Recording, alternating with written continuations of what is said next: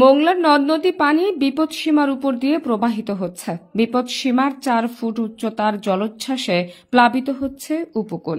বাগেরহাট জেলা পানি উন্নয়ন বোর্ডের উপবিভাগীয় প্রকৌশলী কুমার স্বস্তিক জানান, পূর্ণিমার গুণ, অতিবৃষ্টি ও সাগর উত্তাল থাকার কারণে স্বাভাবিকের তুলনায় পানি বেড়েছে মোংলার পশুর ও মোংলা নদীতে।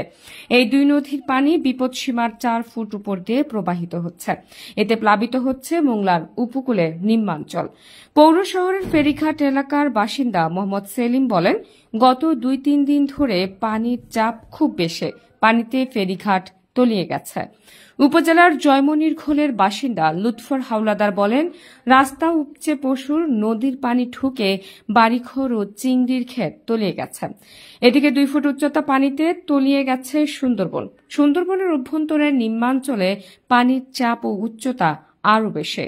গোটা সুন্দরবনে স্থানে বিশেষ ২ থেকে ৪ ফুট উচ্চতার জলোচ্ছ্বাসে প্লাবিত হয়েছে। তবে বনের অভ্যন্তরে মাটির উঁচু টিলা থাকায় বন্যপ্রাণীর ক্ষয়ক্ষতির আশঙ্কা করছেন না বন বিভাগ। সুন্দরবন পূর্ব বন বিভাগের চাঁদপাই রেঞ্জের করমচল পর্যটন ও বন্যপ্রাণী প্রজনন কেন্দ্রের ভারপ্রাপ্ত কর্মকর্তা হাওলাদার আজাদ কবির বলেন, গত ৩ দিন ধরে সুন্দরবনের ভিতরে পানি বেড়েছে। তলিয়ে গেছে বনসহ বনের করমচল পর্যটন কেন্দ্রের রাস্তাঘাট। তবে পানিতে বনের ও করমচলের বন্যপ্রাণীর কোনো ক্ষয়ক্ষতি এখনো পর্যন্ত চোখে পড়েনি বলে জানান তিনি বলেন, বনের অভ্যন্তরে উঁচু টিলা থাকায় সেখানে আশ্রয় নিতে পারছে বন্যপ্রাণীরা। সুতরাং বন্যপ্রাণীর ক্ষয়ক্ষতির আশঙ্কা তেমন একটা নেই। আপনারা নিশ্চয় দেখছেন যে বিগত ৩ দিন যাবৎ জোয়ারের পানি সাধারণ জোয়ারের চেয়ে অনেক বেশি বৃদ্ধি পাচ্ছে। মানে অন্যান্য যে জোয়ারে বা এই সময় যে জোয়ারে পানি হওয়ার কথা ছিল তার চেয়ে ৩ থেকে ৪ ফুট পানি বৃদ্ধি পাইছে। এই ৩-৪ ফুট পানি বৃদ্ধি পাওয়ার ফলে সুন্দরবনে প্রায় সব জায়গায় পানি নিচে চলে গেছে। কিন্তু চলে গেলেও বন্যপ্রাণী এই পর্যন্ত কোনো ক্ষয়ক্ষতি পাওয়া যায়নি।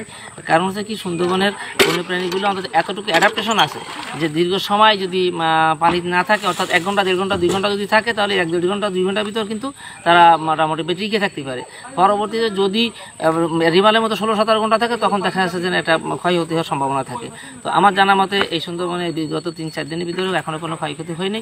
আর রিসেন্ট আমাদের সুন্দরবনে অনেক টিলা আছে, বাঘের টিলা যেটা, বা এই বন্যপ্রাণী যে টিলাগুলো আছে, টিলাগুলোতে কিন্তু তারা অবস্থান করে, এই জন্য মোটামুটি টিকে আছে। তো আমাদের এই বন্যপ্রাণী টিকে মানে আরও দীর্ঘস্থায়ী করার জন্য বা তাদেরকে আরও বেশি টিলা করার দরকার। এছাড়া আমাদের সুন্দরবনকে যাতে আমরা টিকে থাকতে পারে, বন্যপ্রাণী টিকে থাকতে পারে, সেজন্য আমাদের নতুন কিছু ব্যবস্থা নেওয়ারও দরকার।